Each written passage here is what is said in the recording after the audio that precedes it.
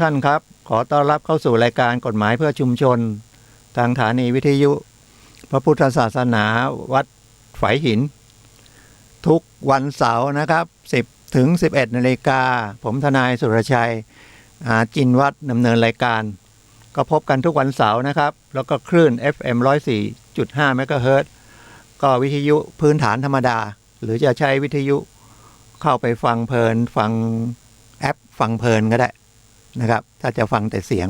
แต่ถ้าจะเห็นหน้าเห็นตานะครับเข้า YouTube นะครับ YouTube กับ Facebook ก็วัดฝายหินก็เวลานะครับ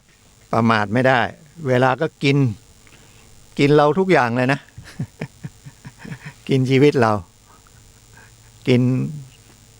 ถ้าเป็นสิ่งของเป็นอะไรเหมือนกับโลกเนี่ยกินเลยนะครับสุดท้ายโลกก็ต้องหมดอะ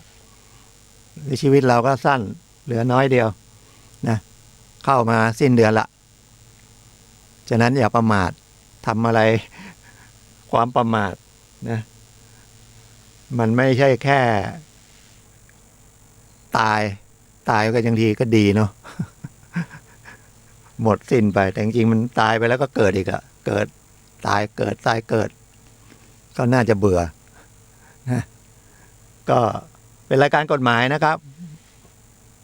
เน้นกฎหมายแล้วก็เรื่องอื่นๆที่นะครับ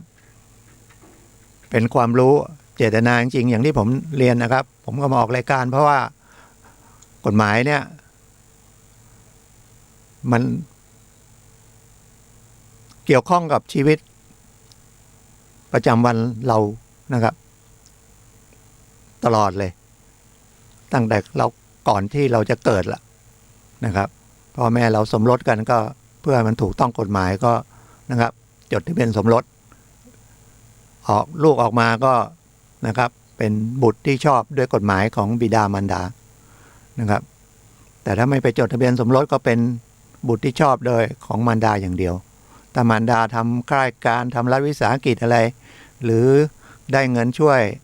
ทางรัฐบาลอะไรเงี้ยถึงไม่จดทะเบียนสมรสยังเป็นนางสาวอยู่แต่ลูกของเราเกิดมาสูติบัตรก็เป็นลูกนะครับก็ได้รับสวัสดิการของรัฐหรือของหน่วยงานที่เราทำได้นะครับแต่ถ้าบิดาจะเป็นบิดาโดยชอบนี่ก็ไปรับไปที่อำเภอนะครับพาเด็กไปพาแม่ไปรับไม่ต้องจดทะเบียนสมรสก็ได้นะครับถ้าจดทะเบียนสมรสก็เป็นโดยอัตโนมัติเลยนะครับเป็นบุตรโดยชอบของบิดามารดาสำคัญนะครับบุตรโดยชอบก็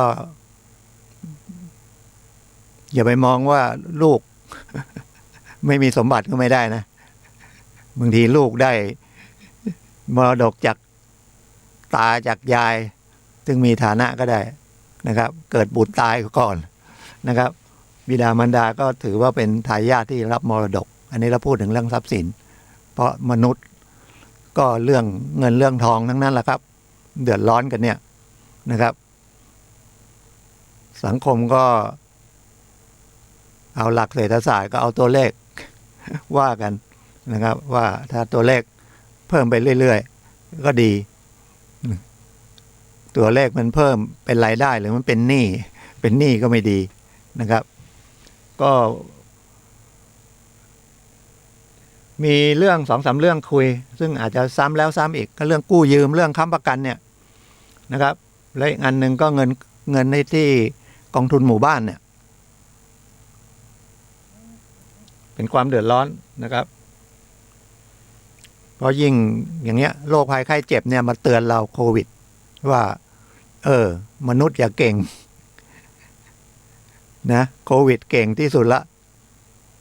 เข้าวัดเข้าวาก็โควิดมันไม่ได้สนใจเลยว่าเป็นศาสนาแล้วไม่เป็นศาสนาไปทั่วเลยนะครับโรงพยาบาลเข้าไปในวังเข้าไปในทำเนียบถ้าเราไม่ประมาทมันก็ยังนะครับปลอดภัยแล้วอันตรายอย่างท่านผู้ว่านั่นนะยังไม่ทราบว่าจะยังไงก็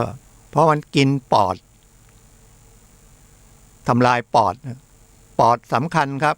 ปอดก็คือ ที่เราหายใจเข้าไปเนี่ยถ้าไม่มีปอดเนี่ยมันเข้ากระแสโลหิตไม่ได้ออกซิเจนน่ะมันไม่เหมือนไวรัสธรรมดาไข้หวัดมันก็อาจจะทำลายนะครับมันไม่ถึงกับทำลายเอาอวัยวะสำคัญก็คือปอดนะครับอย่างคนสูบบุหรี่เยอะๆนะแต่ว่ามันกว่าจะเป็นถุงลม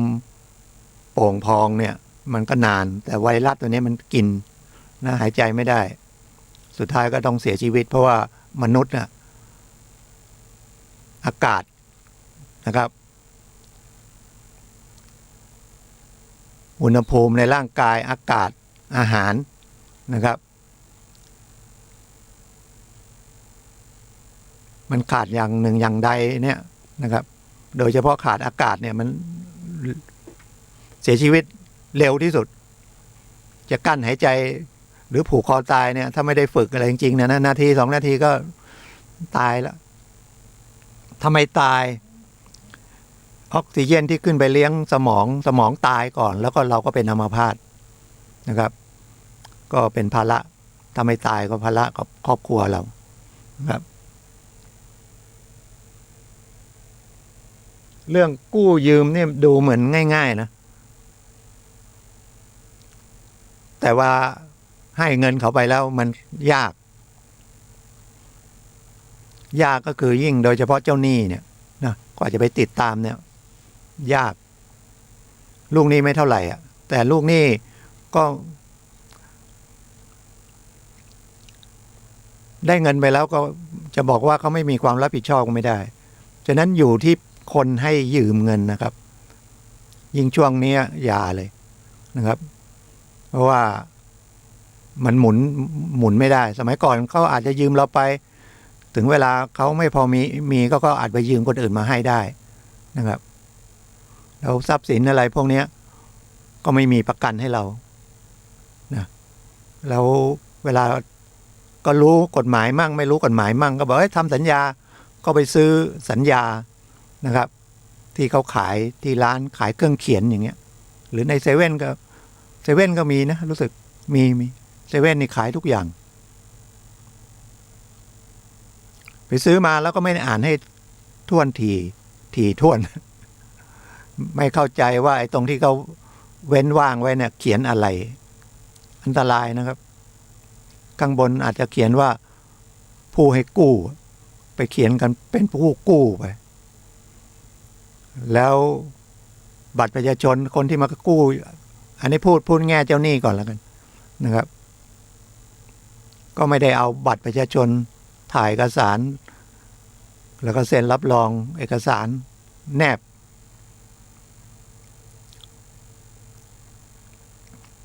เขียนผิดเขียนถูกเนี่ยผมเจอคดีเนี่ยนะกำลังจะฟ้องคนยืมมันก็จะว่ายังไงเดี๋ยวก็เปลี่ยนชื่อไปเดี๋ยวก็เปลี่ยนชื่อมาเนี่ยแสดงว่าพยายามจะใช้แง่กฎหมายมากู้เงินชื่อเนี้ยพอจะฟ้องระหว่างนั้นไปเปลี่ยนชื่อละทำให้เรายุ่งยากนะก็ต้องไปที่สำนักงานทะเบียนราษฎร์ที่อำเภอหรือเทศบาลก็ได้ไปขอผมก็เพิ่งรู้นะประวัติการเปลี่ยนชื่อเปลี่ยนนามสกุลเนี่ยมันมีทรทะเบียนราษฎร์เนี่ยตัวย่อ12อันนี้ก็ฝากไว้นะแต่เดิมก็เคยไปคัดแต่ทะเบียนบ้านนะครับก็เป็นทร14แต่ถามว่าพวกเนี้ยคุยกันอย่างเงี้ยชาวบ้านทั่วไปจะเข้าใจไหมก็ฉะนั้นต้องอาศัยผู้ที่เขามีความรู้จริงๆเนาะไม่อยากจะพูดว่าทนายรู้ทุกเรื่องทนายไม่รู้แต่ก็ยังจะเขาก็ยังศึกษาได้นะศึกษาให้มันเป็นความรู้เพราะเป็นอาชีพด้วยแล้วก็เรียนนิติศาสตร์มาอย่างเงี้ยก็ต้องพยายามรอบรู้เกี่ยวกฎหมายเกี่ยวกับสารพัดเรื่องนะ แล้วก็เรื่องกฎหมายประชาชนชาวไทยก็สนใจน้อยนะครับสนใจน้อย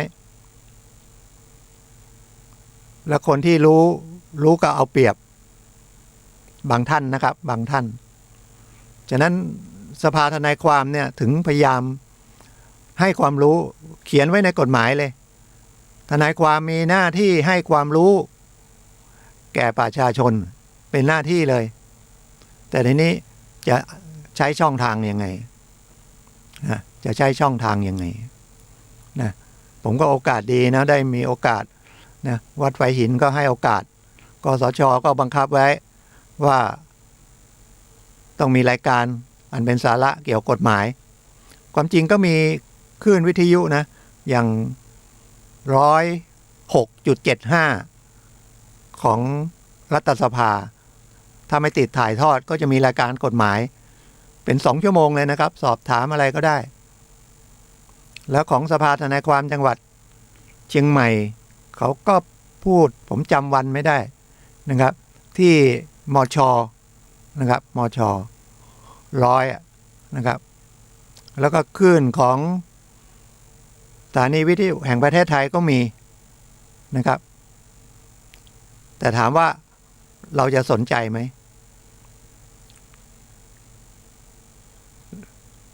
ถ้าไม่สนใจอยากจะให้ติดไว้ในใจเลยว่าถ้ามันเกี่ยวกฎหมายเนี่ยไปเจอทนายเถอะนะไปทนายอาสาก็ได้ไม่ต้องไปกลัวเสียเงินเสียทองนะครับไปคุยเขาก่อนไม่เสียเวลามากนะครับเราจะได้ความรู้แล้วก็เป็นประโยชน์กับเราไม่เสียหายนะครับไปที่ศาลนะครับศาลจังหวัดก็ได้นะครับไปที่ศาลจังหวัดวันทำการนะครับสัก9 โมงถึง3 โมงเย็นอย่างนี้ดีกว่านะครับชัวร์เดี๋ยวไปเช้าก็ไม่เจอจะไปเช้าไม่เป็นไรรอเดี๋ยวนี้ขยายออกมาที่โรงพักนะครับเชียงใหม่ก็กองเมืองครับที่ใกล้ๆวัดพระสิงห์นะครับที่ช้างเผือกสถานีตำรวจภูธรช้างเผือกใกล้ๆศูนย์ราชการเชียงใหม่นั่นนะครับแล้วก็แม่ปิงที่ตรงหนองหอยมีทนายให้นะครับให้คำปรึกษาถ้าตัวสำนักงานของสภาทนายความจังหวัดเชียงใหม่จริงๆก็อยู่แยกหนองหอยนะครับใกล้ๆกรุงไทยนะครับเป็นทั้งภาคเป็นทั้งจังหวัดภาค5ด้วยภาค5คือดูแลภาคเหนือตอนบนทุกศาลจังหวัดทุกจังหวัดก็ได้นะแต่จังหวัดมันยังน้อยกว่าศาลจังหวัดเพราะว่าศาลอย่างฮอดอย่างเงี้ยเป็นศาลจังหวัดนะครับนะถ้าใครอยู่ทางจอมทองอะไรก็ต้องไปขึ้นฮอดหรือใครอยู่เชียงดาวก็มีศาลแขวงเชียงดาวฝางก็มีศาลจังหวัดแต่ถ้าเขตปกครองมันจะเป็นอำเภอฝางจังหวัดเชียงใหม่แต่ศาลเป็นศาลจังหวัดนะศาลแขวงก็มีคนนั่งนะครับศาลเด็กที่ตรงแยกศาลเด็กก็มีของคดีเยาวชนและครอบครัวแล้วก็เป็นศาลแขวงด้วยมีทนายหรือก็ปรึกษาที่ประชาสัมพันธ์ก็ได้นะครับประชาสัมพันธ์ศาลทั้งหลายที่อัยการก็มีขอให้เข้าไปนะครับเข้าไปเถอะนะครับอย่าไปกลัวว่าเสียค่าใช้จ่ายอย่าไปกลัวว่าจะไม่ได้รับบริการสำคัญว่าเราไปติดต่อให้เขาเข้าใจว่าเราต้องการอะไรนะครับพยายามอธิบายหน่อยแล้วก็ขอให้โชคดีไปเจอพนักงานที่เขาเข้าใจนะพยายามทำความเข้าใจเราก็คือพนักงานทุกอย่างนะครับที่เป็นหน่วยงานของราชการเนี่ยมีหน้าที่นะครับโดยตรงเลยให้บริการประชาชนอย่าเอาแต่ให้ประชาชนไปทำหน้าที่นะประชาชนต้องให้เขานะครับแล้วในโรงเรียนในหน่วยงานอะไรเนี่ยก็น่าจะคุยเรื่องกฎหมายนะครับเล็กๆน้อยๆ5 นาที10 นาทีก็ยังดีนะครับเรื่องง่ายๆนะครับจะเป็นกฎหมายจราจรก็ดีโดยเฉพาะหรือกฎหมายเรื่องยาบ้าก็ดีว่าโทษมัน แรงขนาดไหนไม่น่าทำไม่ใช่สิ่งที่ดีเรื่องยาบ้าอย่างเงี้ยเตือนบ่อยๆนะครับติดคุกกันโดนจับกันแล้วเรื่องอุบัติเหตุก็มาดูว่าไม่ใส่หมวกกันน็อกเนี่ยมันเวลามันล้มลงไปเนี่ยมันเสียหายยังไงนะครับอย่าไปกลัวว่าไม่สวยเขาจับนะครับขับรถอย่าเร็วเนี่ยมันอุบัติเหตุอะไรอย่างเงี้ยเป็นคดีความแล้วมันโหยุ่งยากมากเสียเวลามากนะครับถ้ามันหลีกเลี่ยงได้ก็คือเราต้องหลีกเลี่ยงเราต้องรู้แล้วเราก็ต้องระมัดระวังก็คืออย่าไม่ประมาทมีสตินะครับกู้ยืมเงินกันก็เขียนผิดดอกเบี้ยก็เขียนผิดบางทีไปให้เขาเขียนคนให้กู้เขียนไม่ถนัดก็เลยให้ผู้กู้ลูกหนี้นะเขียนผิดเขียนถูกแล้วก็เซ็นชื่อบางทีเซ็นชื่อผิดถูกจำนวนเงินอันนี้พูดถึงผู้กู้ที่ไม่มีความชำนาญจะมีใจไม่มีความรู้นะครับแต่ใจดีนะฮะอาจจะอยากได้ดอกเบี้ยสูงหน่อย3%, 5%, 10%อะไรต่อเดือนอะไรอย่างเงี้ยมันผิดกฎหมายแต่เราก็อยากได้ดอกเบี้ยเพราะว่าไปไว้ธนาคารเดือนหนึ่งปีหนึ่งได้สลึง ฝากออมทรัพย์100,000ได้เท่าไหร่เนี่ย250หรือ 2,500แต่ถ้า100,000มาปล่อย5%มันได้ 5,000เนี่ยเราจะเป็นโลภนะครับไอ้เงินน้อยเนี่ยเห็นดอกเบี้ยเนี่ยแล้วเอาไปเปรียบเทียบกับไอ้ดอกเบี้ยที่อยู่ธนาคารเนี่ยเปรียบเทียบกันไม่ได้แล้วครับถ้าเราไปเห็นว่าจากสลึงหนึ่งมาเป็น3 บาทเนี่ยแล้วต่อเดือนโอ้โหมันผิดกันเยอะเลยนะ12 2 36เท่ากับถ้า100,000ปล่อย3 ปีนี่ได้คืนทุนเลยนะแต่มันจะไม่ได้ไงแล้วเรานึกไหม100,000เราจะได้คืนเรามีหลักประกันอะไรเขาเอาอะไรมาประกันเราเอาที่มาไว้ไหมถ้าเอาที่มาไว้ก็ไปจำนองเอาแล้วเรารู้ไหมราคามันคุ้มไหมแต่ส่วนใหญ่มานี่ก็เขาเอาไปที่อื่นหมดแล้วไปประกันหนี้ที่อื่นหมดแล้วมาหาเราใจดีมาคุยอ้อนวอนเป็นญาติเป็นพี่เป็นน้องช่วยหน่อยเดือดร้อนแล้วให้ไปพอให้ไปปุ๊บเสียเงินด้วยเสียญาติพี่น้องอยู่ดีไม่ให้ซะดีกว่านะครับอันนี้เตือนง่ายๆอย่างนี้อีกอันนึงสำคัญก็คือค้ำประกันพอกู้ก็ต้องมีคนค้ำนะครับคนค้ำก็เท่ากับไปร่วมรับผิดกับลูกหนี้โดยที่ไม่ได้หยิบเงินหยิบทองอะไรด้วยเลยแล้วคนค้ำประกันก็ต้องดูด้วยเขามีฐานะพอได้จะคืนแทนลูกหนี้ได้ไหมแต่ผู้ค้ำประกันถ้าถือคืนใช้หนี้แทนตัวลูกหนี้ไปแล้วก็ไปฟ้องไล่เบี้ยเอาได้กฎหมายก็เขียนนะครับแต่มันจะมีให้ไหมแล้วจะไปลงไปศาลอย่างเงี้ยนะครับก็มีค่าธรรมเนียมมีค่าทนายยุ่งยากก็ไม่ไปก็เสียฟรีแล้วก็บ่นว่ากฎหมายไม่ได้ช่วยเราต้องช่วยตัวเองก่อนนะครับก่อนที่จะให้กฎหมายช่วยนะเรามีทรัพย์สินเราไม่ระมัดระวังหายไปแล้วเราจะไปบอกว่าตำรวจไม่ดูแลให้เราเป็นไปไม่ได้นะครับตำรวจเองก็หายนะครับตำรวจเองก็โดนช่อโกงก็มีนะครับแล้วช่อโกงเดี๋ยวนี้เยอะมากนะเมื่อ2 วันผมไปนั่งที่กองเมืองลำพูนที่ต้นธงสถานีตำรวจภูธรเมืองลำพูนลุงก็มาแล้วทำไมหลานจะไปเปิดไอ้ G-Wallet กระเป๋าตังค์เนี่ยเทคโนโลยีมันไปไกลกว่าความรู้คนรัฐบาลก็ทำมาจะให้คนใช้แอปมันก็ดีนะ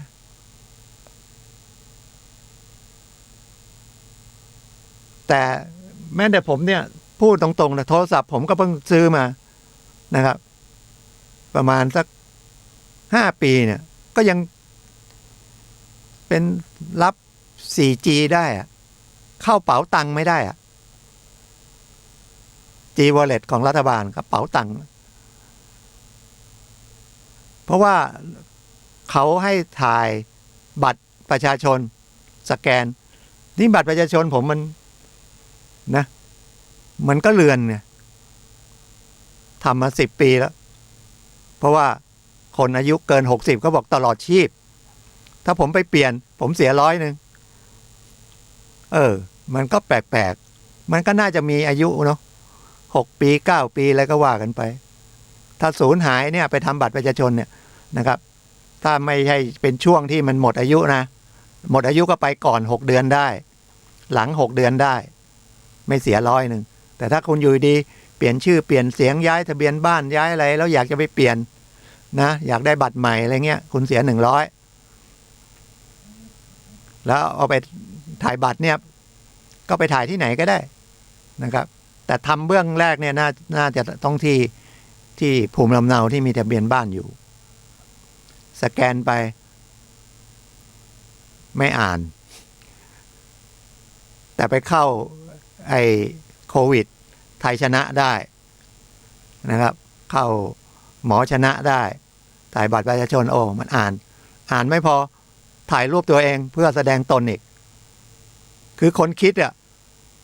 ดถูกนะครับแต่ความรอบคอบกับชีวิตจริงเนี่ยนะครับมันยังไม่ลงตัวกันถ่ายมันบอกไม่เหมือนอีกแล้วเสร็จแล้วก็ต้องเนี่ยไปแสดงนั้นเขาบอกว่าไม่ผ่านต้องไปแสดงตัวแล้วไปที่ไหนก็ต้องไปกรุงไทยก็ไปแน่นกรุงไทยเดี๋ยวก็ไปติดโรคระบาดมาอีกอย่างรัฐบาลบอกเนี่ยประเทศไทยมีโทรศัพท์ต้องเป็นเท่าไหร่40-50 ล้านเครื่องใช้แอปพลิเคชันสะดวกสบายใช้โมบายแบงกิ้งใช้โทรศัพท์เป็นธนาคารได้สำหรับคนเด็กรุ่นใหม่เนี่ยนะเด็กรุ่นใหม่เนี่ยได้แต่รุ่นเอายังไงจะเทียบกับผมว่าอายุก็เกินไปอย่างเงี้ยบอก70ถูกแล้วมันใช้ไม่ได้แล้วหมดสภาพแต่มันจำเป็นต้องใช้นะบางธนาคารก็ยังใช้ได้อยู่บางธนาคารก็บอกโทรศัพท์ผมตกรุ่นใช้ไม่ได้เพื่อความปลอดภัยแล้วทำยังไงถ้าเราจะใช้เราต้องไปซื้อโทรศัพท์ใหม่ 7-8 พันถึงจะใช้ได้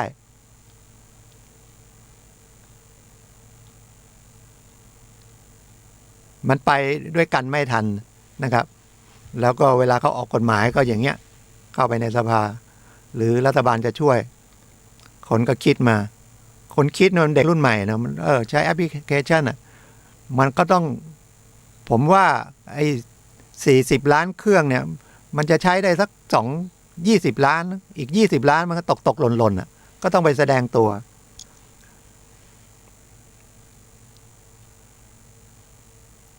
อย่างเงินผู้สูงอายุอย่างเงี้ยเนี่ยถึงเวลา60เนี่ยเทศบาลหรือองค์การบริหารส่วนท้องถิ่นจะเป็นอบต.ก็ดีเป็นเทศบาลก็ดีเขาก็จะตั้งงบเอาเงินให้600 700อะไรแล้วแต่นะครับถ้า60ขึ้นไปยังไม่ถึง70ก็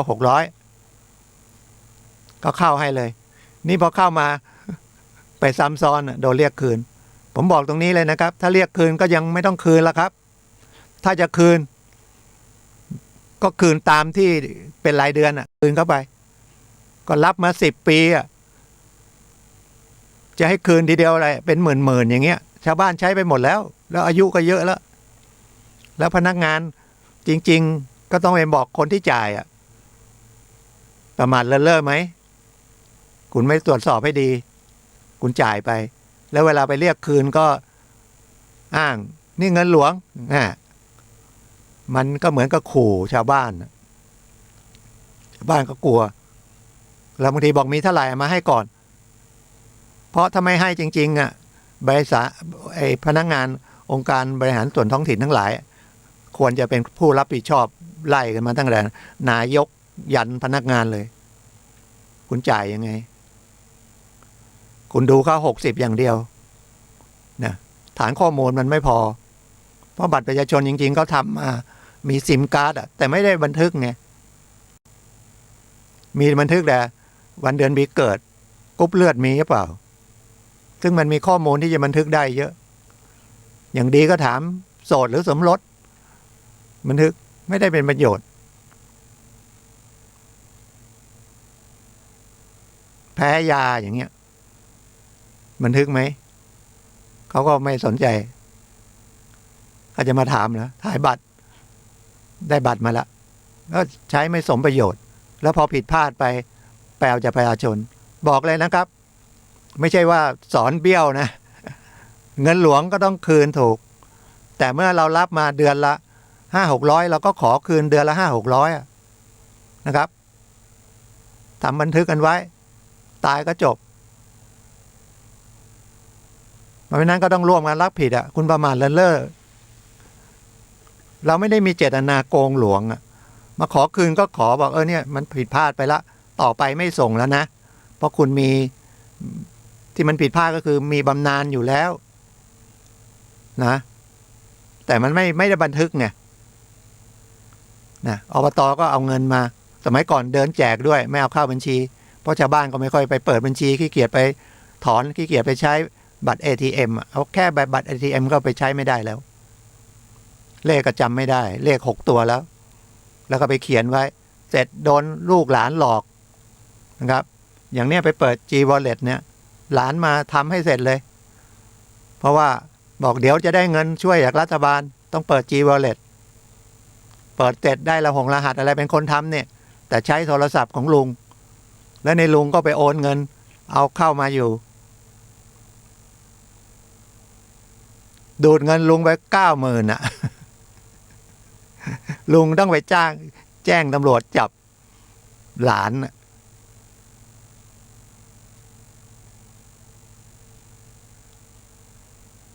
เนี่ยมันเป็นกลายจากกฎหมายเป็นสังคมไปเลยนะครับฉะนั้นจะว่ายังไงเราต้อง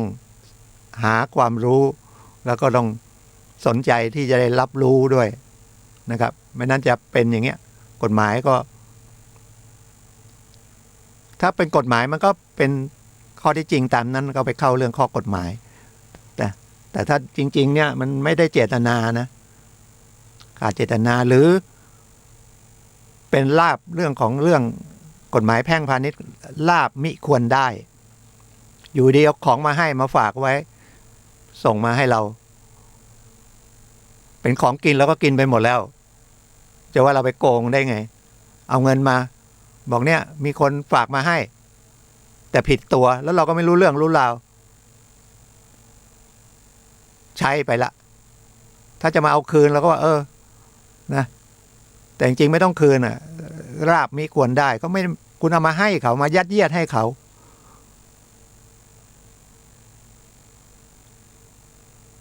อยากจะฝากทั่วไปนะครับแล้วถ้ายังไงก็ติดต่อทนายที่อาสาทั้งหลายหรือติดต่อสภาทนายความก็ได้นะครับเพราะว่าเราก็เป็นองค์กรหนึ่งที่จะช่วยทางกฎหมายแก่ชาวบ้านนะครับแต่ก็อย่างที่บอกนะครับอาชีพทุกอาชีพมันก็อยู่ที่พฤติกรรมของ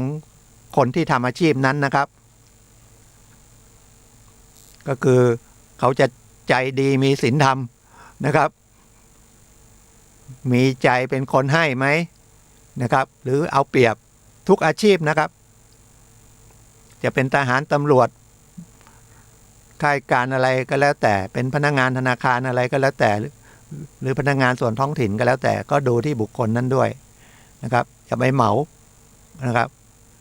ไปคุยแล้วดูท่าไม่ดีแล้วก็เปลี่ยนนะครับไม่ใช่มีคนนั้นคนเดียวแต่ก็ดูดีๆด้วยบางคนพูดจาไม่ค่อยดีแต่ดูเขาใจเขาดีบางคนพูดจาดีๆก็หลอกกันหมดนะครับเสียหายเยอะนะครับแล้วเวลาเราจะไปเนี่ยนะครับเดือดร้อนเรื่องอะไรบางทีเราอย่าเอาชีวิตของเราตามธรรมชาติที่เราเป็นบางทีมันฟังไม่ค่อยออกนะแล้วคนที่จะช่วยเหลือบางทีก็งงช่วยเหลือไม่ได้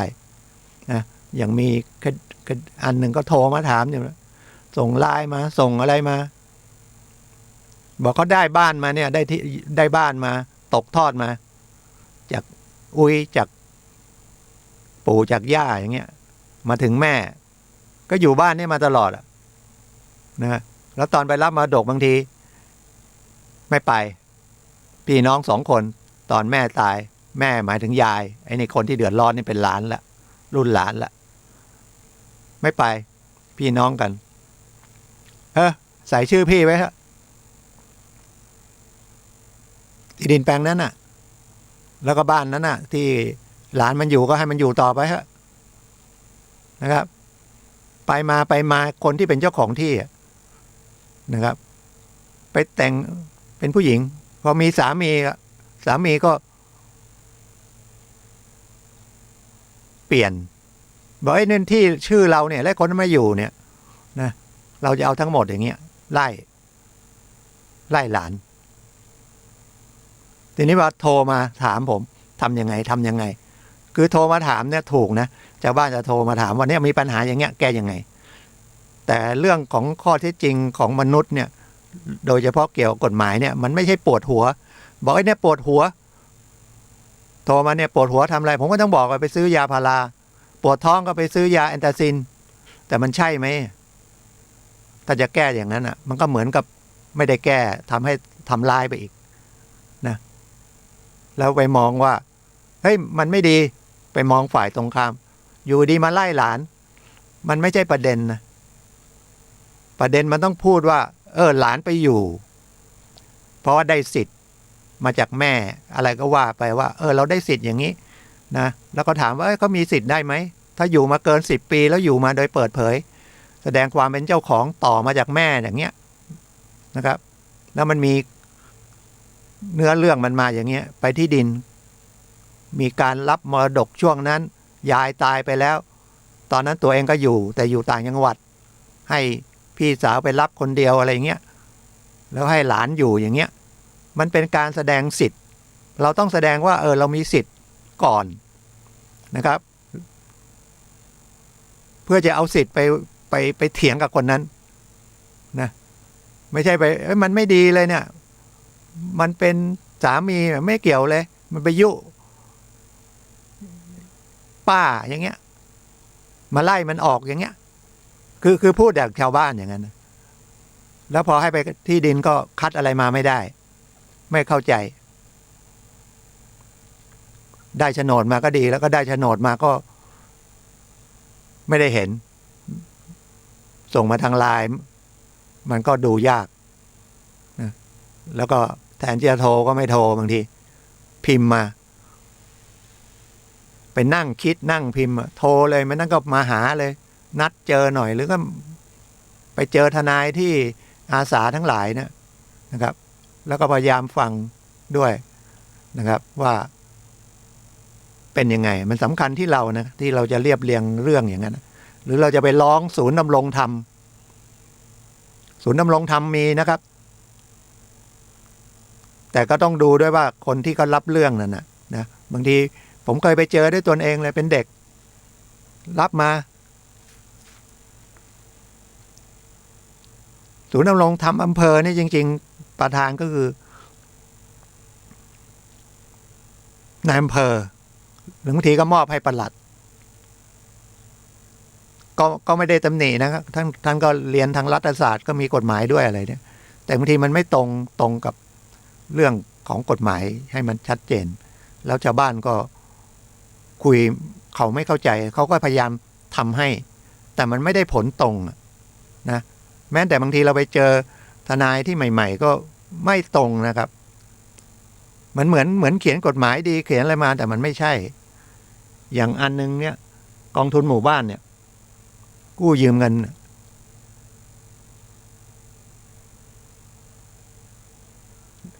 เฮลันยิกเอาไปหมดเลยทุจริตไปทีนี้กรรมการก็เดือดร้อนทำยังไงแล้วเงินนี้ก็ได้มาจากออมสินเพราะรัฐบาลสั่งให้ออมสินดูแลเรื่องกองทุนหมู่บ้านไปแจ้งความตำรวจก็ทีนี้มันเป็นเรื่องยักยอกคำว่ายักยอกเนี่ยในหมวดของเรื่อง ยักยอกเนี่ยมันเป็นคดียอมความได้และคดียอมความได้เนี่ยกฎหมายก็เขียนอีกนับแต่วันรู้ ภายใน3 เดือนคุณต้องไปแจ้งความคำว่าแจ้งความแล้วก็ต้องไปแจ้งให้เป็นอีกคือไปร้องทุกข์จับมันลงโทษเนี่ยไม่ใช่ไปแจ้งเป็นหลักฐานนะฉะนั้นถึงบอกว่าเล็กๆน้อยๆเนี่ยนะครับมันพลาดแล้วมันเสียเยอะเนี่ย5-6 แสนนะกองทุนเนี่ยล้านกว่าถ้าทั้งกองไปแจ้ง3 คดี2 คดีไม่ขาดก็ตำรวจก็รับแจ้งอัยการก็รับฟ้องให้แต่ถามว่าคดีติดคุกก็คดีน้อยเดียวแล้วมันก็ไม่มีตังค์อะไรติดคุกก็เงินก็ไม่ศูนย์นะศาลก็จะสั่งให้เขาคืนเงินด้วยนะครับแต่เขาจะเอาอะไรมาคืนมันไม่มีทรัพย์สินนะแล้วไปเดือดร้อนใครกรรมการต้องมานั่งหานั่งใช้กันเนี่ย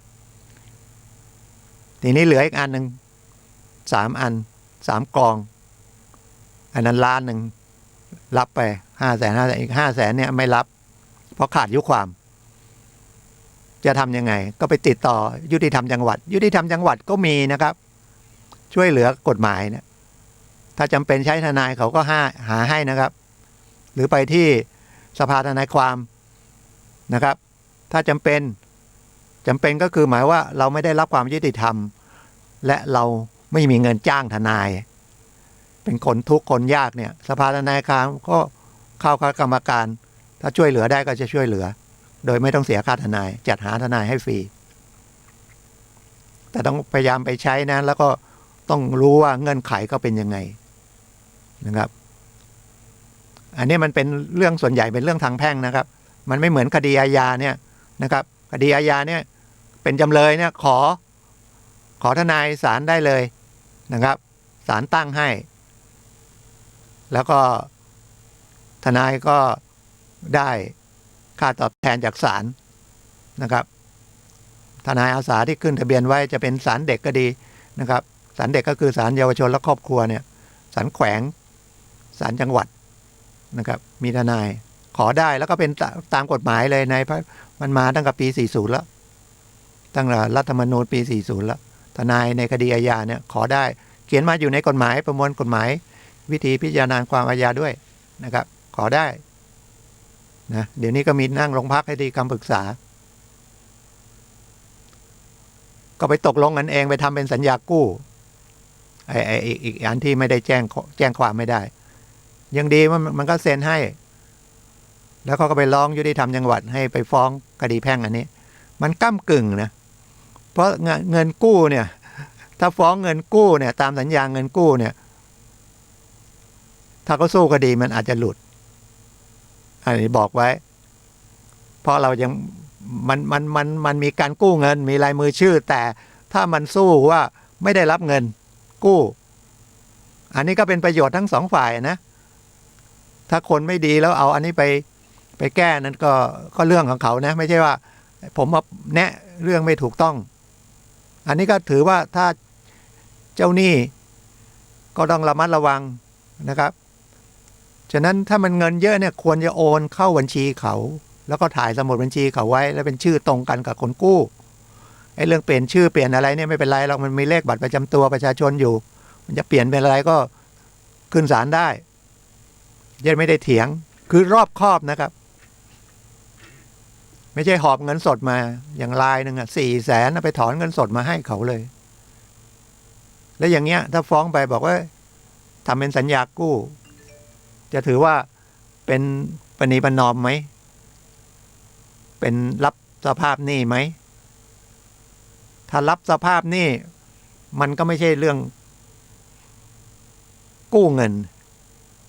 มันเป็นเรื่องของการยืมถ้ากว่า 2,000 ขึ้นไปต้องมีลายมือชื่อผู้กู้ไว้เป็นหลักฐาน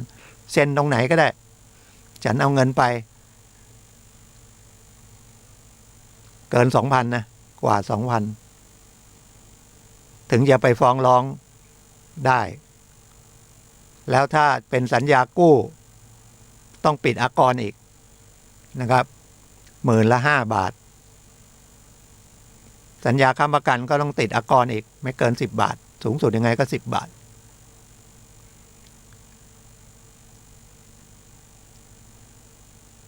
มันกลับกันก็คือหมายว่าถ้าลูกหนี้ไปเจอเจ้าหนี้ที่มันเหี้ยมโหดๆอ่ะ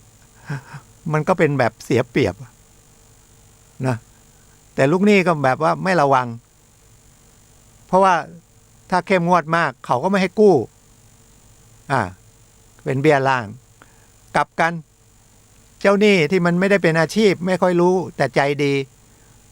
พอให้กู้เงินไปแล้วก็กลับกันอีกเราก็เป็นคนเสียเปรียบ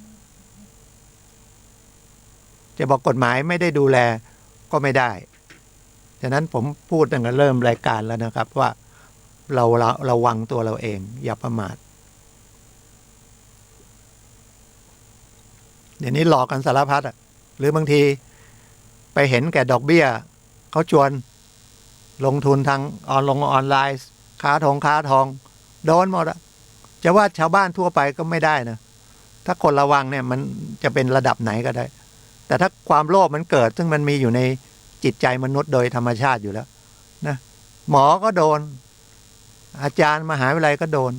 ครูบาอาจารย์ก็โดนหลอกเพราะเห็นแก่ดอกเบี้ยเนี่ยเพิ่งรู้ญาติกันเจอกันเสียไป2 ล้านเห็นแก่ดอกเบี้ย5%เพื่อนมาชวนเพื่อนโดน2 ล้านตัวเองก็โดนไป2 ล้านไม่ปรึกษาไงไม่รู้ว่าเพราะอะไรมันจะบอกจังหวะชีวิตก็ได้นะครับจังหวะชีวิตก็ได้เวลามันจะโดนก็โดนนะอย่างผมก็โดนเอารถไปเปลี่ยนแอร์เสียก็ไปเปลี่ยนบอกเปลี่ยนคอยเปลี่ยนคอมเพรสเซอร์6,000 6,000ก็6,000เราก็อยากได้ถูกความโลภไงบอกให้มันมีเปลี่ยนใหม่มันมีเนี่ยลูกนึงเดี๋ยวเปลี่ยนให้เลยเปลี่ยนแล้วเราก็ไม่ทวงไอ้ของเก่าคืนมา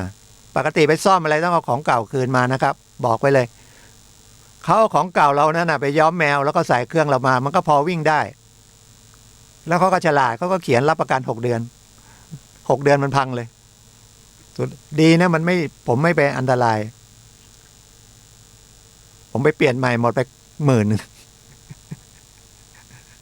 จะไปแจ้งความก็เนี่ยทนายเองก็ยังไม่เอายุ่งยากแจ้งมันฉ้อโกงแจ้งมันนะจับมันแต่ถ้าเป็นชาวบ้านก็ต้องไปอย่างเงี้ยบอกไปแจ้งความแต่ถ้าไม่แจ้งก็จบนะครับแต่จริงๆมันควรจะไปแจ้งเพราะคนทำผิดจะได้กลัวแต่คนไทยก็ไม่นะเขาจะแต่ว่าเป็นพฤติกรรมของคนด้วยอย่างเนี้ยเราก็ไม่ไปแจ้งวันก่อนก็รถไปเปลี่ยนอะไรไม่คืนเที่ยวนี้ผมไปขอคืนมันยังพูดไม่ดีอีกก็มันเสียแล้วคุณจะเอาคืนทำไม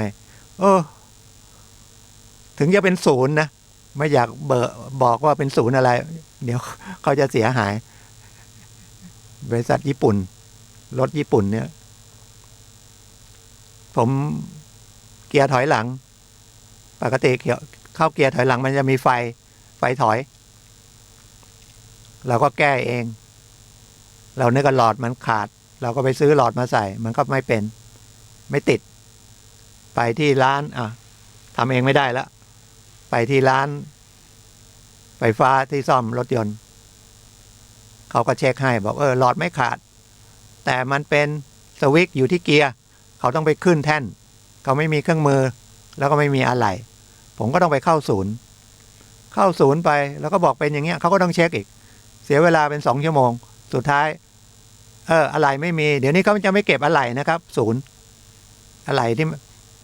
สั่งกรุงเทพหมดเพราะว่าถ้าเขาเก็บอะไหล่เนี่ยถึงเวลาเขาต้องหาเงินไปให้บริษัทใหญ่มันก็เลยสต็อกไว้ที่บริษัทใหญ่หมดอะไหล่ทุกอย่างเนี่ยนะครับอะไหล่สารพัดเขาจะมีอย่างมากน้ำมันเครื่องไงนั้น ไส้กรองแค่นั้นนะที่มันใช้บ่อยๆไปเช็คอยู่2 ชั่วโมงแล้วก็นัดวันไปเปลี่ยนอีก1 ชั่วโมงเปลี่ยนมาก็ติดแล้วก็ลืมทวงไอ้ที่เขาเปลี่ยนถ้าไม่เปลี่ยนมันอาจจะมันไม่ได้เสียก็ได้สายจะหลุดก็ได้อันนี้เป็นประมาณการอย่างนี้ก็ได้นะครับเหมือนขับรถไปเสียอย่างเงี้ยคนไม่มีความรู้เนี่ยรถมันมีหัวเทียนสายหัวเทียนมันอาจจะหลุดหรือมันนะหรือแบตเตอรี่มันหลวมอย่างเงี้ยคนไม่มีความรู้มันก็จะโดนคนที่ไม่ดีก็หลอกได้นะครับฉะนั้นบอกว่าอยู่ที่คนนะครับไม่ใช่อยู่ที่อาชีพทุกคนทุกเพศทุกวัยนะแล้วก็อยู่ที่ตัวเราเป็นหลักอย่าไปบอกให้โชคดีไปเจอคนดีเราต้อง ไม่ประมาทนะครับสำคัญสุดท้ายก็ได้อะไรคืนมาแสดงมันเปลี่ยนมันก็ไม่แน่เพราะมันมีประวัติเยอะแยะสมัยก่อนเบิกอะไรไปแล้วไม่เปลี่ยนเอาตัวเก่าซ่อมใส่มานะแต่โดยธรรมดาเนี่ยธรรมชาติเลยเดี๋ยวนี้เขาต้องทำทุกอย่างต้องคืนมาให้เรานะครับศูนย์ก็ต้องคืนทุกอย่างนะบางทีไปถ่ายน้ำมันเครื่องมันยังจะเอาไส้กรองคืนมาเลยไม่เอาสกปรกนะครับแต่มันแสดงว่าได้เปลี่ยนน้ำมันเครื่องเหลือก็คืนมานะครับแต่ไม่ต้องเอาน้ำมันเครื่องเก่ามานะครับแล้วเดี๋ยวนี้ห้องในศูนย์เนี่ยเราก็ต้องดูด้วยเขาก็เป็นห้องกระจกลงไปไม่ได้แต่เราก็ควรดูว่าเขาทำอะไรกับเรานะครับรถเราทำไมมันนานทำไมมันนั่นนะครับที่จริงความรับผิดชอบ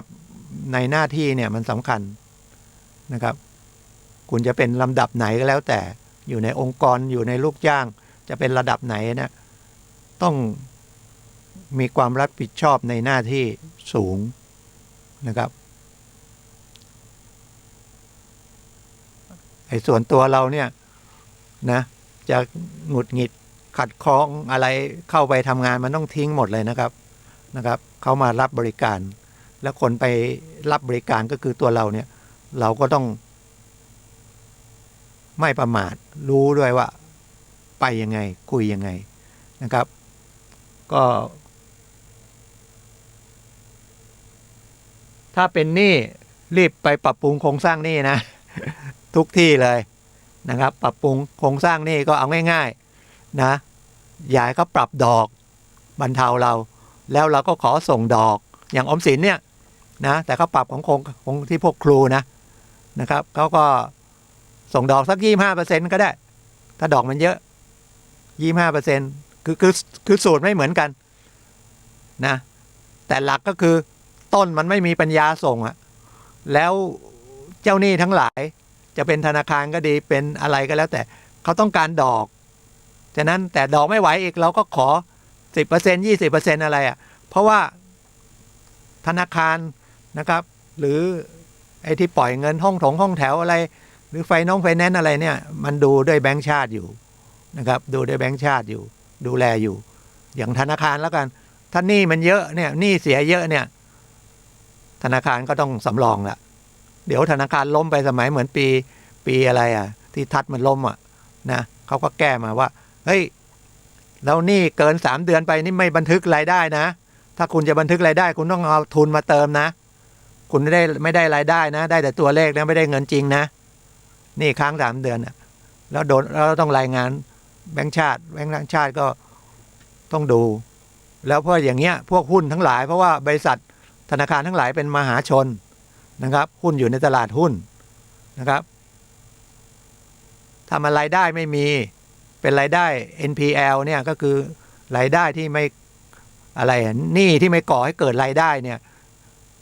คือเสียหายแล้วหุ้นก็ลงอีกมันเชื่อมโยงไปหมดแต่เราจะมีความรู้ถึงขนาดนั้นไหม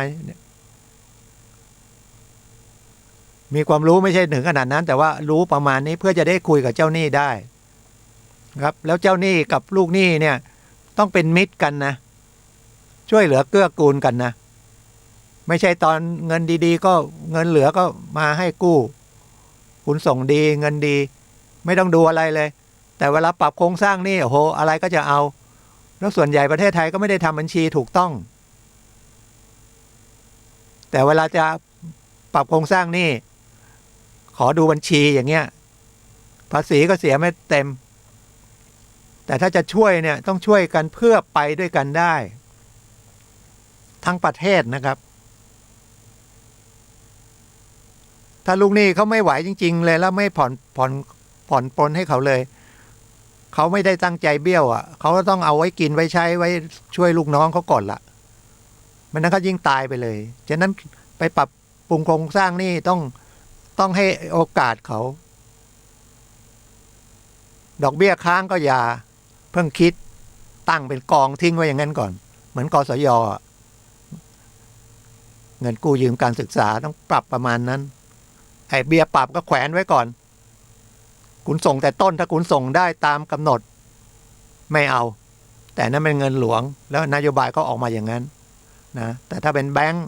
เขาก็ต้องมองด้วยเรื่องฐานะหุ้นเขากำไรเขาก็หุ้นขึ้นแล้วพวกหุ้นก็เป็นบอร์ดนะครับซื้อหุ้นเยอะๆเขาก็ต้องดูผลประโยชน์ก็คือสรุปก็คือมันก็ประโยชน์แลกประโยชน์กันถามธนาคารไม่มีคนกู้คุณจะเอาดอกเบี้ยที่ไหนเอารายได้จากไหนธนาคารก็เอาเงินฝากไปให้เงินกู้เดี๋ยวนี้ฝากก็อยากไม่อยากอย่าเอาอยู่แล้วนะผมไปเปิดมูลนิธิให้วัดอันนึงเอาเงินไป500,000เนี่ยได้ดอกเบี้ย34 สตางค์แล้วไม่อยากทำเลยทำยากทำเย็นจดทะเบียนมูลนิธิเสร็จเรียบร้อยแล้วไปขอเปิดบัญชีโอ้เอากรรมการไปเซ็นแล้วเป็นพระสงฆ์องค์เจ้าด้วยไปนั่งเป็น 2-3 ชั่วโมงแบบพิมพ์ผมบอกว่ามาประสานงานให้แล้วเดี๋ยวท่านมาก็เซ็นไม่ต้องมานั่งแกวอยู่เขาต้องเช็คนะครับต้องเอาบัตรประชาชนตัวจริงไปเพื่อแสดงตนจริงๆแล้วก็ถ่ายรูปอีกนะนอกจากเช็คจากบัตรว่ามาตัวจริงมาแล้วกล้องเขามีอยู่ตรงข้างหน้าเคาน์เตอร์นะเขาต้องถ่ายเราอีกลงไว้ในบันทึกอีกเปิดบัญชีไม่ใช่ง่ายๆนะครับฉะนั้นพวกที่ไปเปิดให้บัญชีรับจ้างเปิดบัญชียาบ้าอะไรทั้งหลายหรือไปฟอกเงินน่ะหนีไม่ได้นะครับคุณเอาบัตรประชาชนไปยื่นน่ะเขาเสียบเข้าไปบันทึกดึงออกมาแล้ว2เขามีกล้องสแกนเข้าไปอีกเนี่ยที่เขาทำผมก็เข้าใจนะ G Wallet ทั้งหลายไอ้แบงค์ออนไลน์ในมือถือเขาก็ระวังเราไงรักษาเราแต่มันก็เลยเงื่อนไขมันเยอะนะครับมันก็เลยป้องกันเยอะมันก็เลยเข้าไม่ได้นะครับก็ทุกฝากไว้เรื่องนะกู้ยืมค้ำประกันกองทุนหมู่บ้านนะครับเรื่องโมบายแบงกิ้งหรือว่า G Wallet เนี่ยกระเป๋าตังค์อะไรพวกนี้ใช้เงินมือถือผมก็ใช้นะใช้บางธนาคารมันก็ใช้ไม่ได้ละเคยใช้ได้ก็หยุดไปแล้วนะครับรับสภาพหนี้ปรับปรุงโครงสร้างหนี้นะครับแล้วก็ตอนนี้คดีไม่ต้องกลัวศาลเลื่อนเฉพาะคดีแพ่งส่วนใหญ่คดีอาญาก็ยังไม่ค่อยเลื่อนเท่าไหร่เพราะว่ามันมีกฎหมายบังคับอยู่ว่าคุมตัวได้เท่าไหร่อะไรเท่าไหร่นะบัตรเครดิตอะไรเลื่อนไปหมดละนะครับอย่างนัดมกราเลื่อนไปนู่นเลยเมษาเลยถ้ากุมภาก็เลื่อนไปพฤษภาเลยนะครับก็เลื่อนไปนะครับแต่จริงๆถ้ามันไม่มีอะไรเลยไม่ต้องไปศาลก็ได้ลูกหนี้ถ้าไม่จะเป็นข้าราชการนะเป็นคนทำงานธรรมดาเนี่ยตามเราไม่ได้เราไม่มีทรัพย์สินแต่ห่วงค้ำประกันเนี่ยพวกไปค้ำประกันกันเนี่ยนะครับแล้วมันก็หนีงานออกจากงานไปทิ้งหนี้ไว้เนี่ยเมื่อ2 วันก็มาคุยกันลูกน้องเก่าอยู่ธกส4 คนไปค้ำประกันหัวหน้างาน4 คนค้ำมัน1 ล้านแล้วบอกทำไมตอนกู้ไม่มาถามก่อนให้ไปค้ำประกันให้เขามันก็หนีงานออกไปแล้วลาออกงานไปแล้วนะแล้วก็ไปหย่าผัวแล้วเอาบ้านให้ผัวแล้วบ้านให้ลูกแล้วหลบหนีทิ้งหนี้ให้ลูกน้องคนละ2-3 แสนเนี่ยมันก็ปวดหัวเครียดจะทำยังไงก็นั่งผ่อนให้เขานะครับหรือเท่าที่คิดได้ตอนนี้ที่จริงการไปค้ำประกันเนี่ยน่าจะมีประกันภัยการค้ำประกันนะครับไม่รู้บริษัทมันทำไหมแล้วเราก็เสียนั่นสักบาท2 บาทนะครับประกันหมายว่าถ้าเจ้าลูกหนี้ใช้ไม่ได้กับประกันใช้แทนนะครับแล้วเรายอมเสียตรงนั้นนะครับเสียค่าเบี้ยค้ำประกันให้เรา 100,000อาจจะแล้วแต่นะเหมือนกับประกันรถยนต์อย่างเงี้ยแต่เป็นประกันภัยนะครับหรือธนาคารบางธนาคารเขาก็ตั้งขึ้นมาเราก็ยอมเสียค่าเบี้ยประกันภัยอย่าไปเสียดายนะเดือนเพิ่มมาอีกสมมติว่าปีหนึ่งประกันล้านหนึ่งเนี่ยแล้วเราเสียสักปีละ 5,000 สมมตินะเกิดไอ้ลูกหนี้มันใช้ไม่ได้ก็ไปเอาจากไอ้ตัวลูกหนี้นั่นละให้มันจ่ายเป็นอะไรไปก็ล้านหนึ่งไม่ต้องใช้นะครับซื้อประกันอย่างนี้ใช้หลักประกันเหมือนรถยนต์นะครับแล้วคุณก็ไปประกันนะครับเสียไม่เท่าไหร่ประกันชั้น3นั่นแหละแต่นี้ผมเสียคันหนึ่ง1,000 กว่าบาทอีกคันหนึ่ง2,000นะครับถ้าเกิดไปอุบัติเหตุไปชนเขาก็ประกันซ่อมไปฝ่ายโน้นผมก็ซ่อมรถผมเองก็ประกันไว้